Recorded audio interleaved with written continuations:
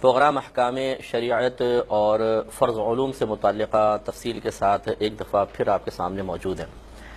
آپ کو بتایا تھا کہ فرض علوم 3 حصوں پر مشتمل ہیں۔ پہلا عقائد کا علم بمعنی دلائل، دوسرا احکام شرعیہ عملیہ، ان کا علم حاصل کرنا، یعنی ایسے احکام شرعیہ، شرعی احکام جن کا تعلق ہمارے عمل سے ہے۔ یہ عبادات بھی ہو سکتی ہیں اور معاملات بھی ہو سکتے ہیں، جیسے نماز، روزہ، حج، زکوٰۃ وغیرہ کے احکام، اور اسی طریقے سے باہم جو معاملات ہیں، چاہے وہ اجارے کے ہوں، تجارت کے ہوں، شادی بیاہ کے معاملات ہوں، امانت ہے، قرض ہے، یہ تمام معاملات کہلاتے ہیں۔ ان تمام کا اتنا علم حاصل کرنا ہر عاقل بالغ مسلمان مرد و عورت پر فرض ہوتا ہے کہ جس سے وہ اپنے ان عبادات یا معاملات کو مکمل طور پہ شرعی تقاضے کے مطابق ادا کر سکے اور اغلاط سے محفوظ رہ سکے۔ اور تیسرا ہوتا ہے گناہوں کی معرفت، چاہے وہ ظاہری گناہ ہوں یا باطنی گناہ ہوں، کون کون سے گناہ ہیں، ان کی علامات کیا ہیں، پھر ان کے علاج کا طریقہ کیا ہے، یا ان سے محفوظ رہنے کا طریقہ کیا ہے، یہ سب معلوم ہونا چاہیے۔ تو اس میں سے پہلے ہم عقیدے کے بارے میں گفتگو کر رہے تھے اور تفصیلی کلام مختلف پروگرام میں مختلف ٹاپکس پہ ہوتا رہا، اور پچھلے پروگرام میں جو ہمارا موضوع چل رہا تھا وہ شرک کے بارے میں تھا، اور آپ کو بتایا تھا کہ شرک کا مطلب ہوتا ہے کسی کو شریک کر لینا۔ یہ اصطلاحی لغوی اعتبار سے ہے، اور اصطلاحی اعتبار سے اللہ تبارک و تعالیٰ کی ذات اور صفات میں کسی کو شریک کرنا شرک کہلاتا ہے۔ ذات میں شرک کرنے کا مطلب، اگر ذات میں شریک کریں گے تو اس کو شرک فی الذات کہہ دیتے ہیں، اور صفات میں شریک کریں تو اس کو شرک فی الصفات کا نام دیا جاتا ہے۔ پھر شرک فی الذات کی کئی صورتیں ہوتی ہیں۔ نمبر 1، جیسے اللہ تبارک و تعالیٰ ہمیشہ سے ہے، جس کو قدیم کہا جاتا ہے، ایسے ہی اللہ تبارک و تعالیٰ کے علاوہ کسی غیر اللہ کو قدیم سمجھ لینا۔ یوں ہی اللہ تعالیٰ کی ذات کے ساتھ ساتھ اس کی تمام صفات بھی قدیم ہیں، یعنی صفات ذاتیہ، ایسی صفات جو اس کی ذات سے کے ساتھ تعلق رکھتی ہوں، یہ انشاءاللہ میں بتاؤں گا آپ کو مزید۔ تو ایسی ہی صفات کسی مخلوق میں تسلیم کر لینا، یہ بھی شرک فی الذات کے زمرے میں آ سکتا ہے، ویسے شرک فی الصفات میں اس کی تفصیل آگے آئے گی۔ اور دوسرا، جس طرح اللہ تبارک و تعالیٰ واجب الوجود ہے، اسی طرح کسی کو واجب الوجود قرار دے دینا۔ واجب الوجود وہ ذات ہوتی ہے کہ جس کے وجود کی کوئی علت، کوئی سبب نہ ہو، یعنی وہ خود ہے، ہمیشہ سے ہے، اور ایسا نہیں ہے کہ پہلے نہیں تھا پھر معارض وجود میں آیا، بلکہ جیسے ہمارا رب کریم ہمیشہ سے ہے، اور گویا کہ اس کے وجود کی کوئی علت، کوئی سبب نہ ہو، لیکن وہ تمام باقی جتنی بھی چیزیں ہیں سب کے وجود کا سبب ہو، سب کے وجود کی علت وہی ہو۔ اور یہ اللہ تبارک و تعالیٰ کی ذات ہی ہو سکتی ہے کہ اسے کسی نے پیدا نہیں کیا، لم یلد ولم یولد، اسے کسی نے بھی پیدا نہیں کیا اور اس نے پوری کائنات کو بنایا، تو ہم یہ کہیں گے کہ اللہ تعالیٰ واجب الوجود ہے۔ اور اس کے مقابلے میں جس کا کوئی سبب ہوتا ہے، جس کے وجود کی کوئی علت ہوتی ہے، اسے کہتے ہیں ممکن الوجود۔ تو گویا کہ اللہ تبارک و تعالیٰ کے ما سوا جتنی بھی چیزیں ہیں سب ممکن الوجود ہیں، کہ پہلے نہیں تھیں، اللہ تبارک و تعالیٰ ان کے وجود کا سبب بنا، اور چونکہ اللہ کے وجود کا کوئی سبب نہیں ہے، وہ چونکہ ہمیشہ سے ہے، تو لہٰذا وہ واجب الوجود ہے۔ اب ایسا کسی کو واجب الوجود مان لینا، یہ بھی شرک فی الذات میں آتا ہے۔ یوں ہی اللہ تبارک و تعالیٰ کی مثل کسی کو عبادت کے لائق سمجھنا شرک فی الذات۔ یوں ہی اللہ تعالیٰ کے لیے معاذ اللہ ثم معاذ اللہ بیوی یا اولاد کا اعتقاد رکھنا بھی شرک فی الذات میں آئے گا۔ یہ میں تھوڑا سا آپ کو بتا چکا تھا۔ شرک فی صفات یہ ہوتا ہے کہ اللہ تبارک و تعالیٰ کی صفات جن خوبیوں سے متصف ہے بعینہ ہی، ویسے ہی کسی مخلوق کی خوبی کو ماننا، یہ شرک فی صفات ہے۔ اللہ تبارک و تعالیٰ کی جو خوبیاں ہیں، یہ ان جتنی صفات ہیں وہ 4 خوبیوں سے ضرور متصف ہیں۔ اللہ تعالیٰ کی تمام صفات 4 خوبیوں سے متصف ہیں۔ نمبر 1، وہ قدیم ہیں، جیسے اللہ تعالیٰ کی ذات قدیم، ویسے ہی اللہ تعالیٰ کی تمام صفات مثال جیسے دیکھنا ہے، سننا، کلام کرنا، علم، یہ اللہ کی صفات ہے، ارادہ کرنا، تو یہ قدیم ہے، ہمیشہ سے ہے، اور یہ ہمیشہ رہیں گے بھی، تو یہ قدیم۔ نمبر 2، ذاتی ہیں، یعنی کسی کی عطا کردہ نہیں ہے۔ اللہ تعالیٰ کی اپنی ذاتی صفات ہیں، ذاتی کے مقابلے میں عطائی آتی ہیں جو کسی نے دی ہوں، اسے عطائی کہتے ہیں۔ تو اللہ تبارک و تعالیٰ کو کسی نے نہیں دی، تو اللہ تعالیٰ کی تمام صفات قدیم۔ نمبر 2، ذاتی۔ نمبر 3، لا محدود، ان کی کوئی حد نہیں، وہ کہاں تک دیکھتا ہے، کوئی حد نہیں، وہ کتنا ارادہ کرتا ہے، کوئی حد نہیں، اس کا کلام کتنا ہے، کوئی حد نہیں، اس کا علم کتنا ہے، کوئی حد نہیں، وہ کہاں تک کی آواز اور کون سی آواز سنتا ہے، کون سی نہیں، اس کی کوئی لمٹ ہے، کوئی حد نہیں۔ تو اللہ تبارک و تعالیٰ کی تمام صفات لا محدود ہیں، اور چوتھا اللہ تعالیٰ کی ہر صفت غیر فانی ہے، اس پہ کبھی نہ فنا واقع ہوا ہے اور نہ فنا واقع ہونا ممکن ہے۔ یہ چار اللہ تعالیٰ کی ہر صفت کی خوبیاں ہیں جن میں سے ایک بھی اگر کسی مخلوق کے اندر مان لی جائے تو شرک فی الصفات ثابت ہوگا۔ پہلے کال لے لیتے ہیں، پھر انشاءاللہ اور اس کی وضاحت کر دیں گے۔ السلام علیکم۔ آپ کو بتایا تھا کہ اللہ تعالیٰ کی صفات چار خوبیوں سے متصف ہیں، اس کے جسٹ اپوزٹ مخلوق کی صفات بالکل متضاد ہوں گی، یقینی سی بات ہے متضاد خوبیوں کی حامل ہوں گی۔ جیسے مثال کے طور پہ اللہ تعالیٰ کی ہر صفت قدیم، تو قدیم کے مقابلے میں آتا ہے غیر قدیم، یا اس کو ایک اور لفظ سے تعبیر کرتے ہیں حادث۔ یہ پہلے بھی میں نے آپ کو بتایا تھا، حا، الف، دال اور سے، جس کو اردو میں سے کہتے ہیں، عربک میں سا کہہ دیتے ہیں، حادث۔ حادث مانے نو پید شے، نئی پیدا ہونے والی شے۔ حادث کا ہی دوسرا نام مخلوق بھی ہوتا ہے، اس کا تیسرا نام مقدور بھی ہوتا ہے، اس کا چوتھا نام ممکن ہوتا ہے۔ یہ چاروں ایک ہی چیز کے نام ہیں۔ پہلے کال لیتے ہیں، پھر وضاحت عرض کریں گے۔ السلام علیکم۔ چار خوبیاں اللہ تبارک و تعالیٰ کی ہر صفت میں پائی جائیں گی، وہ قدیم ہوں گی، ذاتی ہوں گی، لامحدود ہوں گی اور غیر فانی ہوں گی۔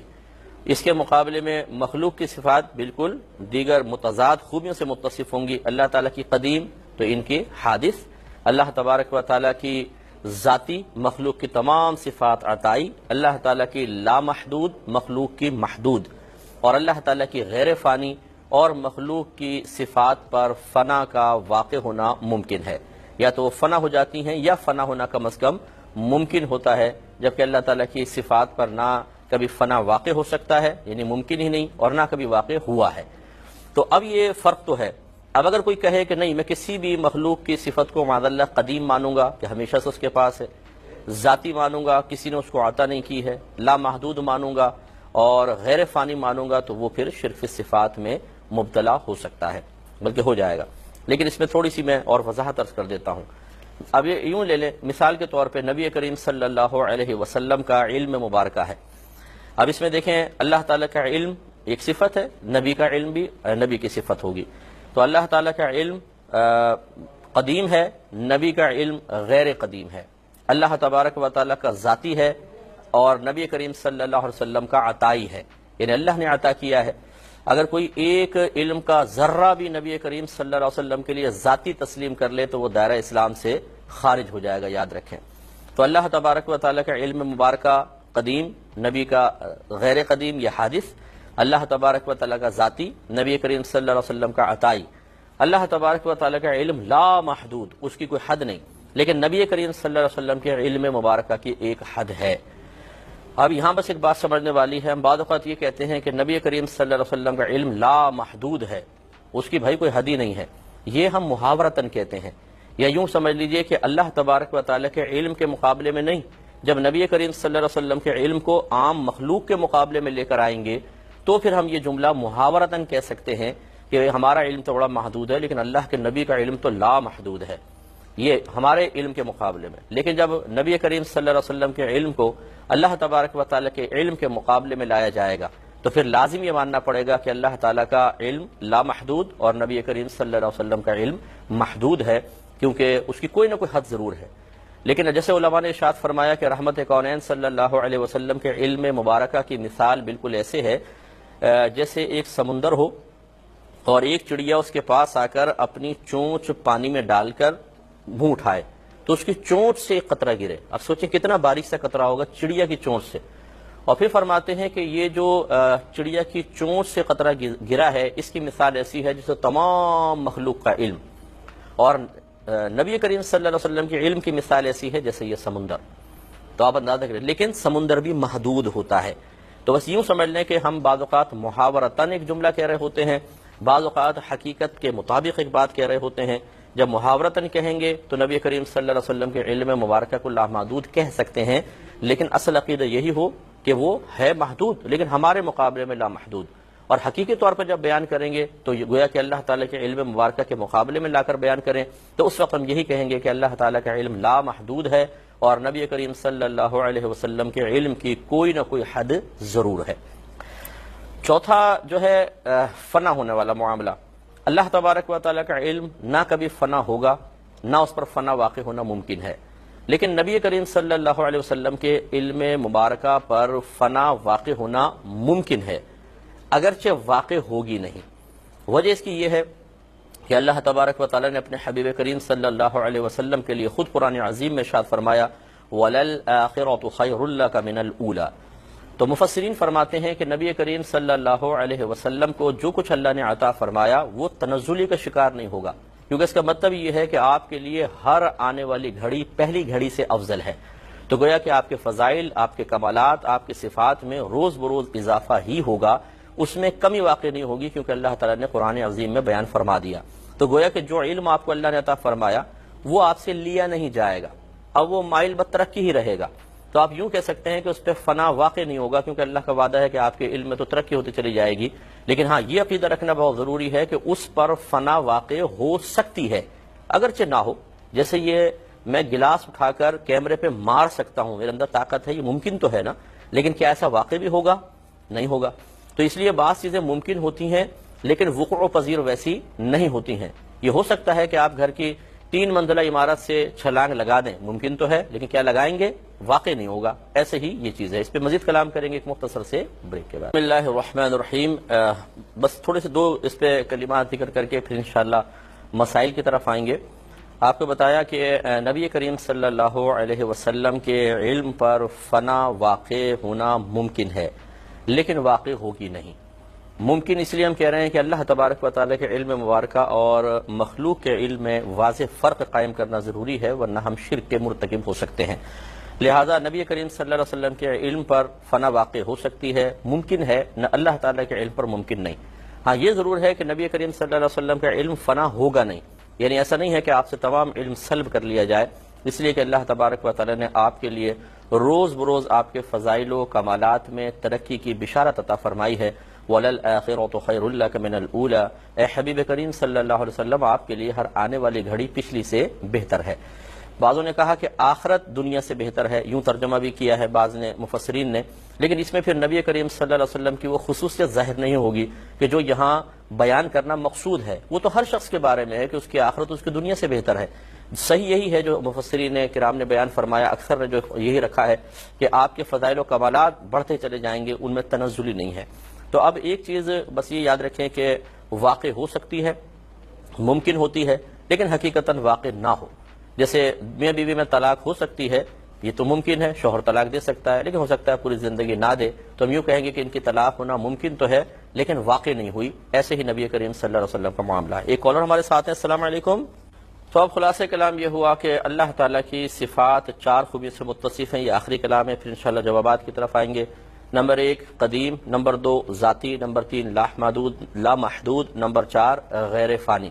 ایسا کسی مخلوق میں مان لیا بالکل بعین ہی تو یہ شرک فی صفات متحقق ہوگا، لیکن اگر فرق کے ساتھ مانا تو پھر کوئی شرک نہیں ہوتا ہے۔ یہ بحث سمجھنے والی ہے، اس سے ہزارہ وساوس دور ہوں گے انشاءاللہ۔ جب میں نیکسٹ پروگرام میں اور مزید باتیں عرض کروں گا تو ہزارہ وساوس نکلیں گے۔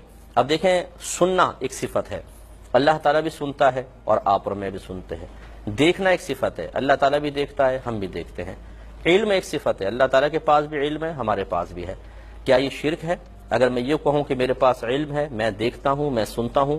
تو یقینی سی بات ہے کہ فوری طور پہ تو ایسا نہیں ہے، بلکہ آپ پہلے کویسچن کریں گے کہ کیا آپ اپنی یہ جو صفات ذکر کر رہے ہیں بعینی ہی ویسے ہی مانتے ہیں جیسے اللہ تعالیٰ کی صفات ہیں؟ اگر معاذ اللہ میں کہوں ہاں تو پھر تو شرک فی صفات متحقق ہوگا، اگر نہیں تو پھر وضاحت کے بغیر کسی پہ آپ شرک کا فتویٰ کیسے لگا سکیں گے؟ لہٰذا اللہ تعالیٰ کا دیکھنا ذاتی، ہمارا عطائی، اللہ تعالیٰ کا لا محدود، ہمارا محدود، اللہ تعالیٰ کا غیر فانی، ہمارا فانی، اللہ تبارک و تعالیٰ کا قدیم اور ہمارا غیر قدیم ہے۔ اس فرق کی بنا پر اس دعوے کے باوجود کہ وہ ایک صفت جو اللہ تعالیٰ کی لیے ثابت ہم کرتے ہیں یا اس کا ذکر یا اس کو اللہ کی طرف منسوب کرتے ہیں، ہم اپنی طرف بھی منسوب کر رہے ہیں، لیکن شرک ثابت نہیں ہو رہا۔ کیوں؟ غیر بیان کیے ہوئے، بغیر بیان کیے ہوئے ہمارا عقیدہ یہی ہے کہ ہمارے پاس جو صفات ہیں وہ اللہ تعالیٰ کی صفات سے ہٹ کر ہیں، ان میں وہ خوبیاں نہیں ہیں جو خاص اللہ تبارک و تعالیٰ کی صفات کی ہوتی ہیں۔ بس یہ اچھی طرح جب سمجھ لیں گے آپ تو انشاءاللہ پھر میں بہت ساری چیزیں آپ کو ایسے ذکر کر کے بتاؤں گا کہ جن میں انہی غلط فہمیوں کی بنا پر شرک کا حکم لگانے کی کوشش کی جاتی ہے، حالانکہ وہاں شرک متحقق نہیں ہو رہا ہوتا۔